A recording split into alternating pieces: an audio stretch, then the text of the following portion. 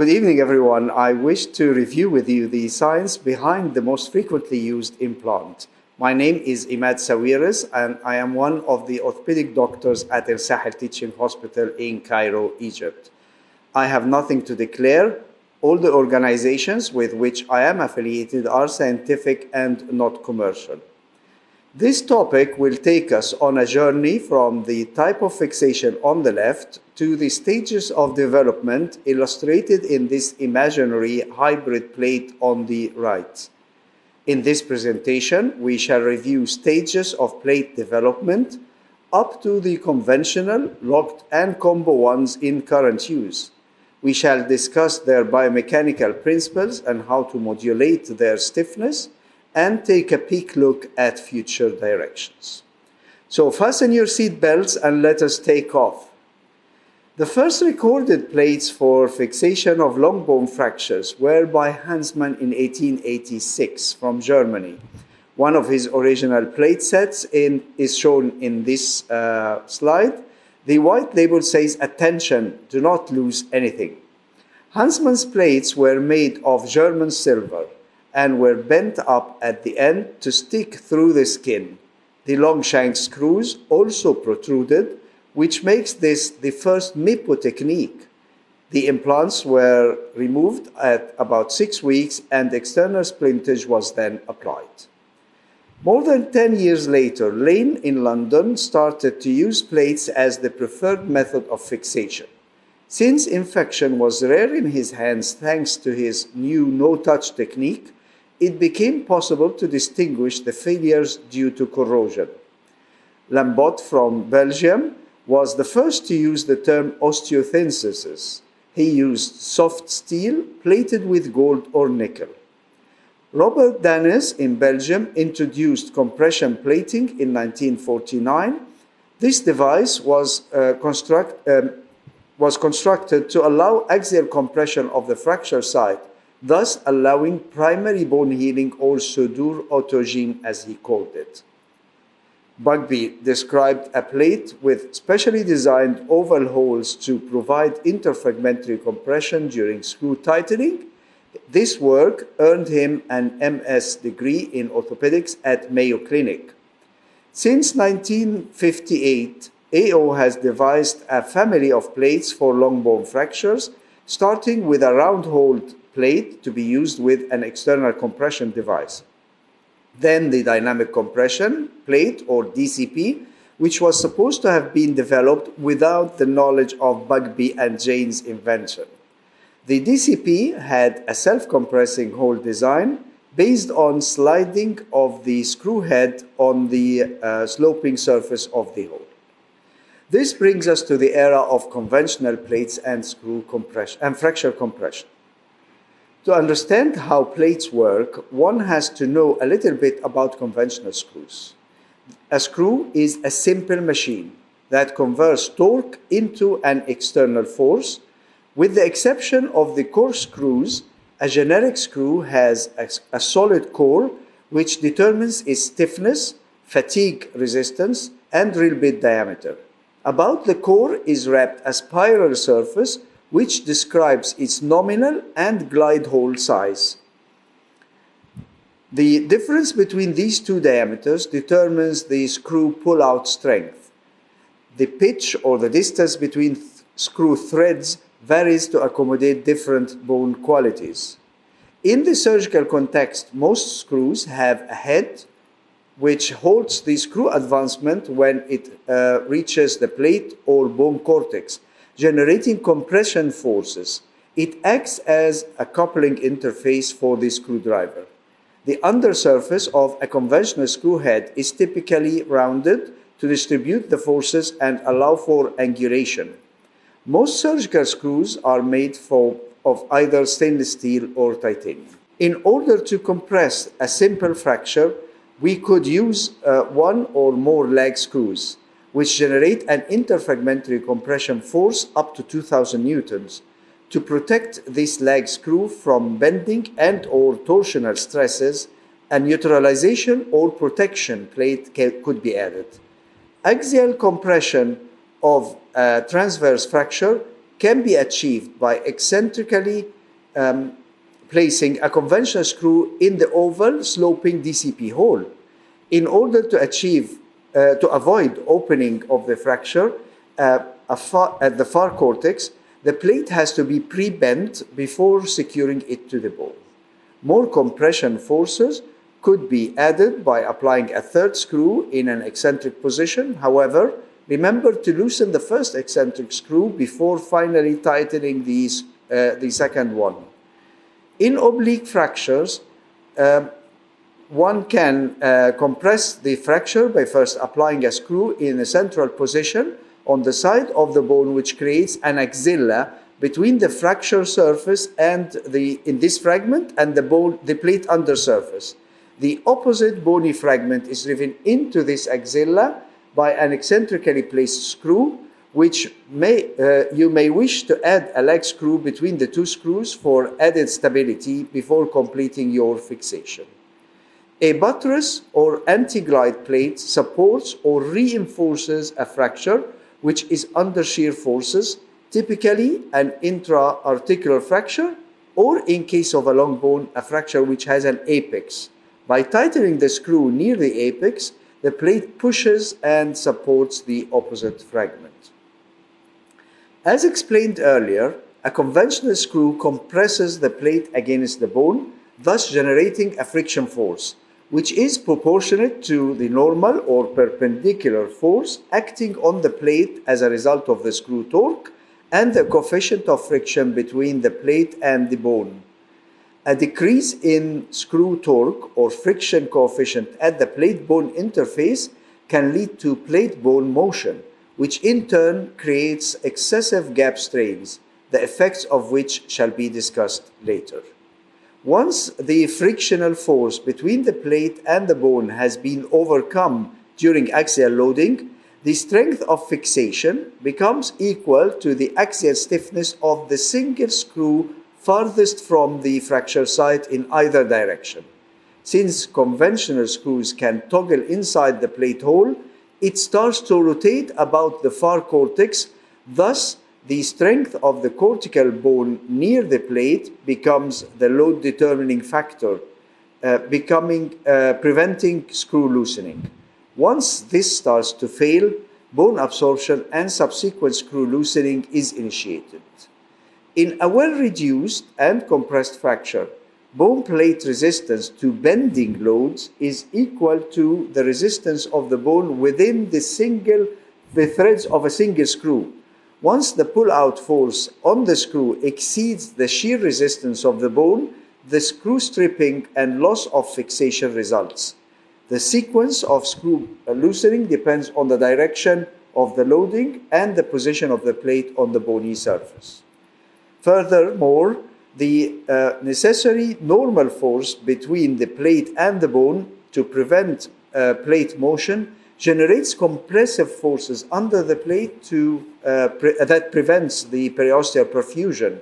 This can lead to a compartment syndrome under the plate that could result in periosteum and bone necrosis deep to the plate and adjacent to the fracture site.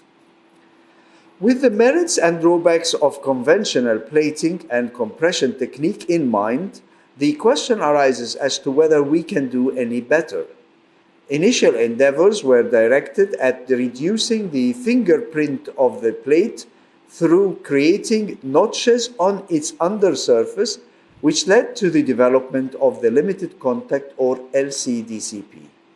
Other attempts at reducing plate footprint have seen the introduction of spiked washers under the plate to prevent interference with the periosteal blood supply. Attempts at addressing sequential screw loosening, which is related to conventional screws toggling inside the plate hole, were directed at creating angular stable constructs by means of a fixed angle between the screw and the plate. The point contact or PC fix point contact plate and the less invasive surgical stabilization or LIS plates are examples. By incorporating an external targeting device, it became possible to apply the latter plates through a minimally invasive approach in the submuscular extraperiosteal position. So what are the advantages of the locked plates compared with the conventional ones? By locking the screw head into the corresponding screws in the plate hole, locked plates provide an angular stable construct which does not require accurate contouring of the plate or compression of the plate onto the bone.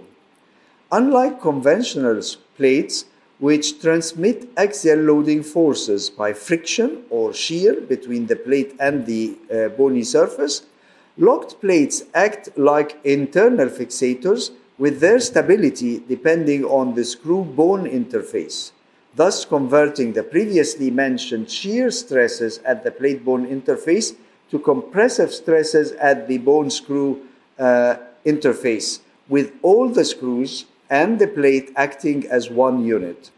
The strength of fixation equals the sum of all the screws and the screw-bone interfaces, rather than the axial stiffness or pull-out resistance of a single screw as seen in the unlocked plates. They act as a single beam construct, which is 4 times stronger than the load-bearing composite beam constructs. Rather than the screws pulling out sequentially under bending loads as in the conventional plates, failure of locked plates requires more force, as this is resisted by a larger volume of bone. They preserve periosteal blood supply since they no longer rely on friction between the plate and the bone.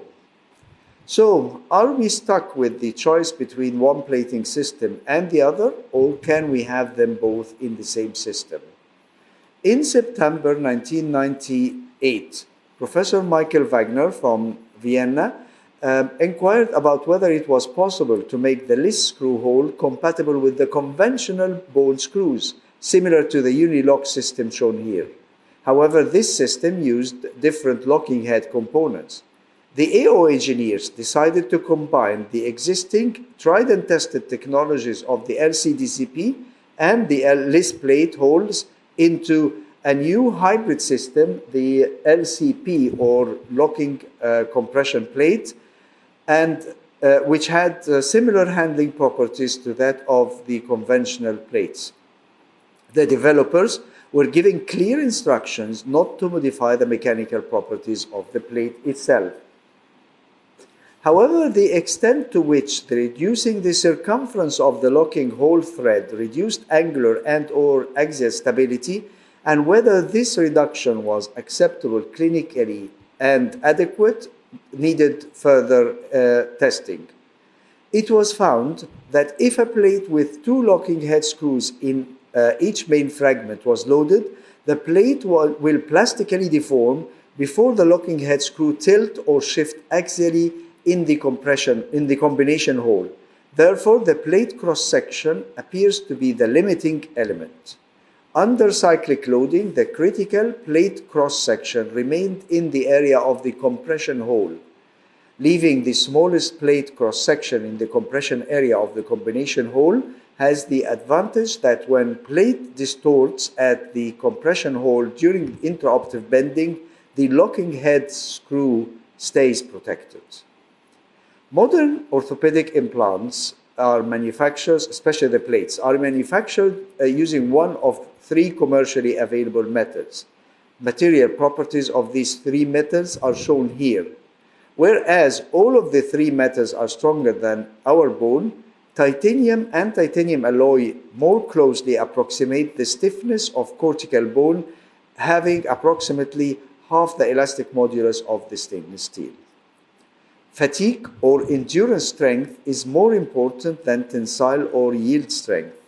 Although stainless steel has been shown to be superior at high stress with relatively few cycles, titanium and its alloys demonstrate superior properties under the clinical conditions of repetitive high cycling at low stress, as seen during ambulation. Other advantages of titanium plates include being lighter weight, having less fretting corrosion, and the absence of interference with imaging. They are, however, more expensive than the stainless steel. Material properties are not the only factor which affects plate fixation. Stiffness of a rectangular plate is proportionate to its width multiplied by its thickness to the third power. Increasing its thickness even by a few tenths of a millimeter substantially increases its ability to resist fatigue failure. The stiffness of bone plate construct varies with the direction of loading. This is because the plate has different cross-sectional dimensions in different plates. In an anatomically reduced fracture with a small gap, placing the plate on the tension side of the bone creates a load-sharing construct with high stiffness. A plate placed sideways becomes partially load-bearing, while placing it on the compression side does not allow load-sharing. In the presence of a large gap, the entire load will pass through the plate, which becomes load shielding. For ages, we used to compress fractures and fix them using absolute stability. However, this notion was challenged by Stephen Perrin and his strain theory.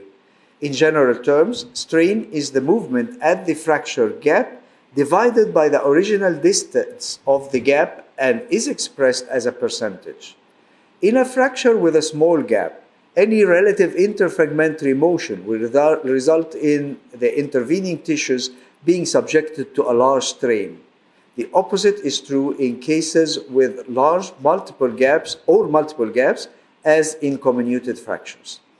According to Perrin's strain theory, different types of fracture healing tissues tolerate different amounts of motion at the fracture site. Therefore, interfragmentary strain less than 2% would lead to primary bone healing. Between 2 and 10% will lead to cartilage and enchondral ossification. Between 10 and 100% would lead to granulation tissue and fibrous tissue formation, and above 100 would lead to non-union. This explains the biomechanics of primary and secondary bone healing. Selecting the degree of stability, therefore, depends on the fracture location and type, as well as the bone characteristics. Controlling one or more of the listed factors will therefore allow the surgeon to manipulate the bridge plate variables in order to provide flexible fixation, which is conducive to allow the callus formation through uneventful secondary bone healing. So increasing the plate length distributes the stresses of weight bearing over a greater length of the implant, preventing stress concentration at the level of the fracture. Distribution of stress over a greater plate length also offloads the end screws by improving the overall construct strength.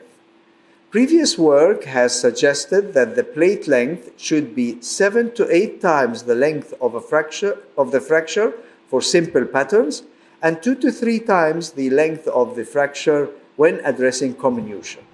But the longest plate that is anatomically possible should be used in any situation whenever feasible. The working length of the plate refers to the distance between the two screws closest to the fracture on either side. It determines the elasticity of the fracture fixation and distribution of the induced deformation caused by external loads, a factor more important for the durability of the implant itself. A longer working length of a plate distributes the deformation over a longer distance and avoids undesirable plate deformation. As a result, it avoids breakage of an overloaded short plate section. Stress concentration at the fracture site can therefore be minimized by either compressing a simple fracture or, for comminuted segments, spreading the forces over a long plate. Do not use bridge plating techniques for simple fracture patterns. The stress will be concentrated over a small area and the plate may fail. Plate constructs employing near and far screws are by far the stiffest for diaphyseal fractures, and they have the narrowest working length. The position of the third screw is less significant. Torsional stiffness is optimal when 4 screws are inserted into each fragment. In a fracture with very large working lengths, stiffness and fatigue strength can be increased by adding screw hole inserts, or if not available, those can be fabricated by cutting a locking head screw. The working length of the monocortical screw depends on the thickness of the bone cortex. In normal bone, this working length is sufficient. In osteoporotic bone, however, the cortex is very thin, thus the working length of a monocortical screw is insufficient and the screw threads will loosen soon under torque, leading to secondary displacement and instability. This can be improved by using bicortical screws with a longer working length, leading to much higher torque resistance. Different amounts of sticking out length of a bicortical self-drilling and bicortical self-tapping screws is important in case neuromuscular structures were in close proximity to the opposite cortex. In a small diameter bone, the tip of a monocortical self-tapping screw can contact the opposite bone cortex before the screw head engages in the plate hole. This leads to the destruction of the bone thread in the near cortex and complete loss of anchorage of the screw. This situation can be resolved by inserting a self-tapping bicortical screw gaining anchorage in the opposite cortex. Malalignment between the plate and the bone axis leads to an eccentric plate position. At the far end of the plate, a monocortical screw will not anchor in bone. In such circumstances, either insert a long bicortical screw, self-tapping, or a standard screw allowing angulation in the plate hole. Screw fill should not exceed 40 to 50% of the available holes, and more than 4 diaphyseal screws is not required even in osteoporotic bone. Increasing screw density can increase the overall stiffness of the fixation. In general, locked constructs lose stability with increased distance between the plate and the bone. In this experiment, LCPs at 2 millimeters and those flush with the bone responded in a similar manner to the DCP. They failed at a significantly higher load than plates at 5 millimeters in the static loading. Additionally, LCPs at 5 millimeters from the bone had higher rotational displacement at a lower load when compared with other 3 configurations in static torsional testing. The plates at 5 millimeters also showed a much higher displacement in both cyclic, axial, and torsional testing. To preserve the periosteal blood supply while maintaining stability, it is recommended that the plate be placed at a distance of less than or equal to 2 millimeters. In addition, the plate would be easier to remove after union. Mixing conventional and locking head screws in the LCP is possible as long as one understands the correct technique. If the LCP is used in a compression mode, 2 cortex screws placed eccentrically in the DC part of the combination hole are used to compress the fracture. In case of good bone quality, additional cortex screws add to the stability of the construct by increasing the friction between the plate and bone. 3 bicortical conventional, not locking head screws on each side of the fracture are effective. In osteoporotic bone, as is shown here, the stability of the bone implant interface is increased by using locking head screws. LCP can also be used as neutralization plate where fracture reduction and interfragmentary compression are achieved by the leg screws. If a persistent frontal plane malalignment was observed after inserting a locking plate and single screw fixation in the proximal and distal main fragments, insertion of standard screws in the middle of the plate reduces both fragments onto the properly shaped plate. Osteothesis is completed with 2 additional locking head screws. Insertion of locked screws in the plate middle will maintain the malreduced position of the fragments. If, however, intraoperative radiographic check shows a proper alignment of the fracture and the correct screw position and shape of the internal fixator, one should insert further locked screws to maintain the achieved reduction. The wrong insertion of a standard screw in the middle of the plate will pull the fragments towards the plate and leads to dislocation onto the plate with residual malalignment. Now let us think about what possibilities the future directions hold for us. One of the new developments is the biphasic distal femoral plate, which features a transverse slot to provide flexibility in the region of increased plate thickness to improve stability. This new plate design provides a beneficial and controlled mechanical environment at the fracture site for robust fracture healing. It increases the plate strength, which carries the potential to permit full early weight bearing and prevent implant fatigue failure related to the plate itself. The standards, the insertion technique or the surgical technique is simplified and thus standardized. So in summary, Mr. Chairman, ladies and gentlemen, we have reviewed the development journey of the plate fixation for bone fractures over time. The different applications of the current LCP plates are summarized in this table. Now that you know the correct methods of applying this plate and its biomechanics, and you have the tools, go out in the wide world and get the best results out of it. Thank you very much.